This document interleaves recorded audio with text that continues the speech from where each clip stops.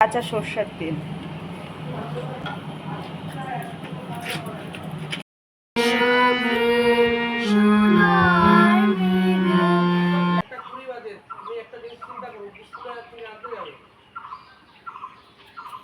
ঘুম থেকে উঠেছি, এই যে দেখো আটা মাখা হচ্ছে।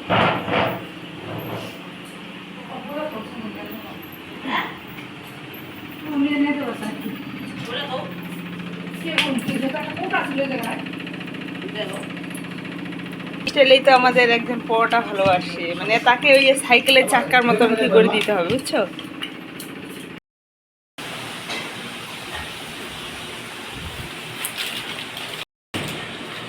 কি ওষুধ খাও? খাও, ওষুধই জীবন তোমাদের। এই আজকে কি রান্না হবে গো? দুপুরে রান্না? তোমরা রান্নাবাড়ি করো, আমরা ঘুরে আসি। চিকেন পকোড়া এখনো খাওনি গো? ডালের বড়া কত কিছু নষ্ট।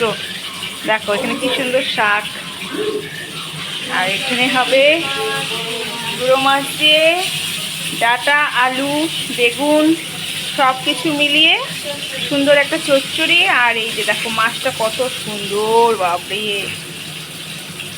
খুব সুন্দর মাছ।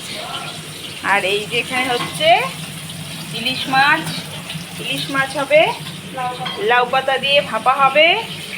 আর এখানে মাছ ভাজা হচ্ছে। তো চলো রান্নাবাড়ি করুক এরা, আমরা ঘুরে আসি। আমরা তো ঘুরতে আসি, ঘুরবোই তাই না? আর তোমরা কাজ করো, আমরা ঘুরি। হ্যাঁ হ্যাঁ, এই যে পিসি শুধু খালি অর্ডার দেয়, এই খাবো এই খাবো, খায়ে খায়ে ভুঁড়ি বাড়লো আমাদের। চলো। বিয়াই কিন্তু আজকে আমাদের টাক মাথায় বেল ফাটিয়ে শরবত খাওয়াবে। দেখো কত কষ্ট করে বেল এনেছে আমাদেরকে শরবত খাওয়াবে, যা গরম পড়েছে। তো এই যে বিয়াই মশাই আমাদের খুব সুন্দর বেলের শরবত বানাতে পারে। তো চলো আজকে খেয়ে দেখবো, তবে এখন খেতে পারছি না, এক জায়গায় যাচ্ছি।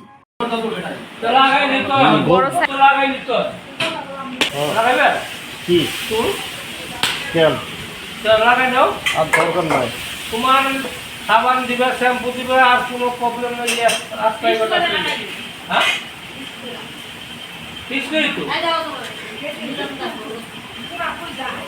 সবাই একদম ঝাঁপিয়ে পড়েছে বিআই মশাইয়ের উপরে আমার কথা শুনে। এবার বিআই মশাইকে সবাই বলছে তোমার টাকে একটা চুল লাগিয়ে নাও ভালো মতো, কোনো কিছুই হবে না, ভয় করো না, সাবান শ্যাম্পু সব কিছুই করতে পারবে। তো যাই হোক, বিয়ের সাথে ইয়ার্কি করে আমরা বাড়িতে ব্রেকফাস্ট করে বেরিয়ে পড়লাম। এক দিদির বাড়ি যাচ্ছি, চলো দিদির বাড়িটা খুব সুন্দর, ঘুরে ঘুরে দেখাবো। যদি সময় পাই তো ঘুরে ঘুরে দেখাবো, কারণ আজকে একদমই সময় হাতে নেই। আর তারপর চলে এসেছি আমরা মিষ্টির দোকানে, দিদির বাড়িতে নিয়ে যাবো দেখে। আর এখানকার মিষ্টি মানে কি বলবে, এত কম দাম। আমাদের ওখানে তো মিষ্টির সাইজ 10 টাকা, আর এখানে মিষ্টি শুরু হয় তোমার 6 টাকা 5 টাকা থেকে, আর অনেক বড় সাইজ, মনে হয় যেন 10 টাকা সাইজের। তো খুব সুন্দর, এই জিনিসটা দেখে ভালো লাগলো। আর দিদিবাড়িতে এসে এই দেখো কত সুন্দর ভাগ্নি গান করে শুনিয়ে দিল আমাদের।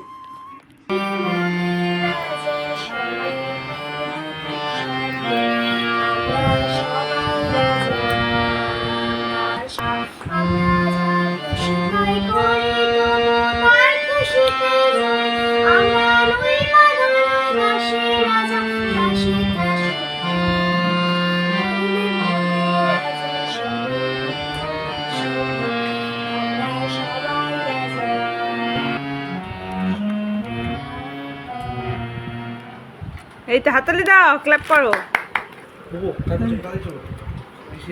খুব সুন্দর হয়েছে সেই। দেখো দিদিদের বাড়িতে কত সুন্দর গাছ গাছালা গো, এত সুন্দর, কত পুরনো গাছ, অনেক পুরনো।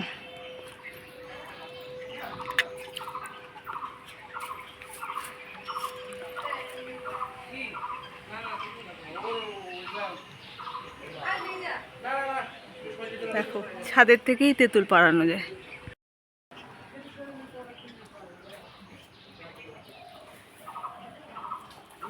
তো সত্যি দিদিবাড়িতে এসে না প্রাণটা জুড়িয়ে গেল, এত ঠান্ডা আর মানে চারিদিকে জুড়েই এত গরম, এই গরম আর সহ্য করতে পারছি না। শুধুমাত্র দিদিবাড়িতে এসেই এত শান্তি লাগলো।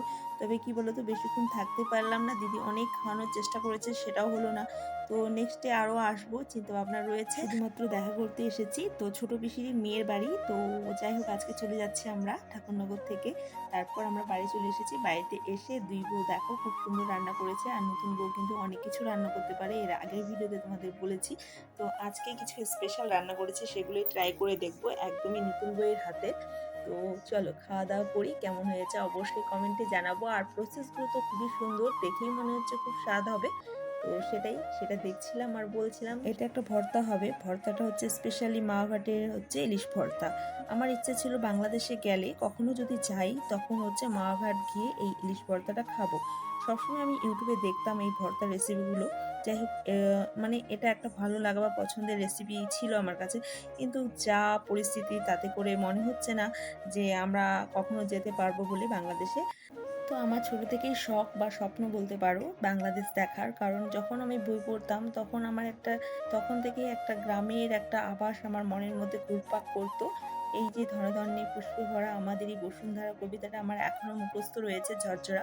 তবে কি বলতো, বাংলাদেশে আমি কোনো দিনই যাইনি, তো যাও বা ইচ্ছে ছিল, তবে এখন আর যাওয়ার ইচ্ছে নেই, মন একদমই ভেঙে গেছে। যা পরিস্থিতি, তারাই মানে যারা রয়েছে আমাদের বাঙালিরা, তারাই ভালো মতো ওখানে থাকতে পারছে না। তো আমরা তো কনসা, আমরা তো বাইরে থেকে যাচ্ছি, আমাদের উপর তো আরও মানে কি বলবো, এখন যা পরিস্থিতি তোমরা সবাই জানো। এই 2-1 দিনের মধ্যে এত একটা মর্মান্তিক ঘটনা ঘটে গেছে আমাদের কাশ্মীরের মতো ইন্ডিয়ার মতো জায়গায়। তো বাংলাদেশ তো একটা আলাদা দেশ হয়ে গেল, সেখানে গিয়ে বা কি নিরাপত্তা পাবো, ফ্যামিলিকে নিয়ে বিপদের মুখে আর পড়তে চাই না। আমাদের এই যে একটা দুর্ঘটনা ঘটে গেল 2-1 দিনে, সবাই জানো। তো সবাই চায় একটু ঘুরতে, ফ্যামিলি নিয়ে আনন্দ করতে, সবারই হয় না যাওয়া সুইজারল্যান্ড। তো কাশ্মীরটা হচ্ছে আমাদের মিনি সুইজারল্যান্ড, সেখানে তো যাওয়াই যায়। যাই হোক আমারও ইচ্ছে আছে বা যাব, এমন একটা স্বপ্ন রয়েই যায় সবার কাছে। আর প্রত্যেকটা ভাইরাল দিদিরা, দাদারা, ট্রেন্ডিং যারা চলছে সবাই কিন্তু কাশ্মীর ইদানিং খুবই গেছিলো। তো এটা একটা ভাইরাল স্পট হয়ে গেছে, সেখানে গিয়ে যে এত বড় একটা বিপদ বা যেখানে মানে কি বলবো, আমাদের দেশের মতন জায়গায় এত বড় একটা ঘটনা ঘটে গেল, সত্যি বলার ভাষা হারিয়ে ফেলেছি।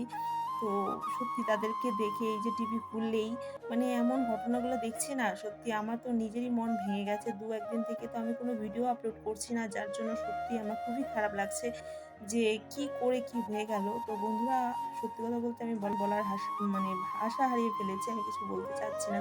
তো যাই হোক, এই যে এটা ছিল অনেক আগের ভিডিও, তাই তোমাদের সাথে শেয়ার করলাম। দেখো, ভালো লাগবে, ভালো লাগলে লাইক কমেন্ট শেয়ার সাবস্ক্রাইব করে দিও বন্ধুরা।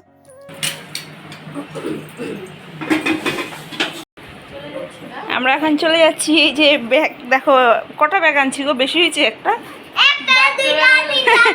বিয়ে বাড়ির সমস্ত গিফট নিয়ে যাচ্ছি আমরা। এই যে সবাই টায়ার্ড। কটা ব্যাগ যাই। এই যে দুই বউকে বললাম আসি, যাবা তাড়াতাড়ি। আর ওই যে দিদি এখানে শুয়ে আছে। মামুন যাবি কিন্তু। টাটা বাই বাই, চলে যাচ্ছি। খুব খারাপ লাগছে, প্রত্যেক বছর আসি, সত্যি প্রচুর খারাপ লাগছে, কিছু করার নেই, যেতে তো হবেই। সবাই দাঁড়িয়ে থেকেছি, এবার যেতে ইচ্ছে করছে না, মন ভালো লাগছে না। টোটো চলে এসেছে, বেরিয়ে পড়েছি, সবাইকে বলছি। বাবা আয়, বাবা বলছিস জেঠিমণিদের সবাইকে বলছিস আয় আসবি আই। তো এই যে সবাইকে টাটা করে দিলাম, সবাই বাইরে বেরিয়েছে, আমাদেরকে আগে দিচ্ছে। সত্যি খুব খারাপ লাগছে, অনেক দিন পর আসি, সবার সাথে দেখা হয়, আনন্দ মজা। তো এবার তো আরও বেশি মজা হয়েছে। তো সবাইকে ছেড়ে যেতে একটু কষ্টই হচ্ছে। তারপর চলে এসেছি আমরা মেজো পিসির বাড়িতে। তো মেজো পিসির মেয়ের বাড়িতেই গেছিলাম তখন দুপুরের দিকে, আর সেখানেই ছিল তেঁতুল গাছ, তেঁতুল নিয়েছি, দিদি দিয়েছে তেঁতুল। আর ছোটো পিসি আর আলাদা জায়গায় আছে বাড়ি, সেখানে যাওয়া হয়নি। যেহেতু তোমাদের আগেই বলেছে যে পিসি আমাদেরকে ছেড়ে চলে গেছে, পিসাও আমাদের সাথে বড় পিসিদের বাড়িতে দেখা করেছে, তাই আর তাদের বাড়িতে যাওয়া হয়নি।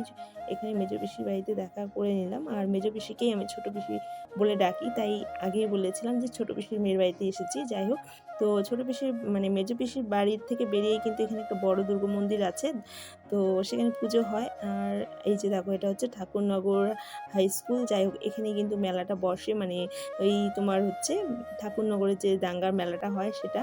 তো যাই হোক, এটা মেলার মাঠ ছিল না, আমি ভেবেছিলাম এটাই মেলার মাঠ ছিল। পিছনের দিকে মেলা ছিল, যাওয়ার সময় ট্রেনে মানে যখন যাব তখন মেলাটা পড়বে, দেখতে পারবে, দেখাবো। তো এখানে টোটো চলে এসেছি আমরা স্টেশনে, এটা হচ্ছে ঠাকুরনগর স্টেশন। তো স্টেশনে এখানে তো টোটো ভাড়াটা দিয়ে দিচ্ছে। চলো, এই যে এখন আমরা ট্রেনের জন্য ওয়েট করছি, এদিকে বর গেছে টিকিট কাটতে।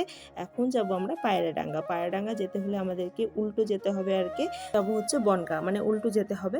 তো দেখো এই যে দাঙ্গাতলেরা যাচ্ছে, তো এদের জন্য আর কি এক্সট্রা সরকারি ট্রেন দিয়েছে, ফ্রি ট্রেন। অনেক দূর দূরান্ত থেকে আসে মধুয়ারা, তাদের যাতে কষ্ট না হয় যাতায়াতে, সে কারণে অনেক মানে ট্রেন দেওয়া হয়।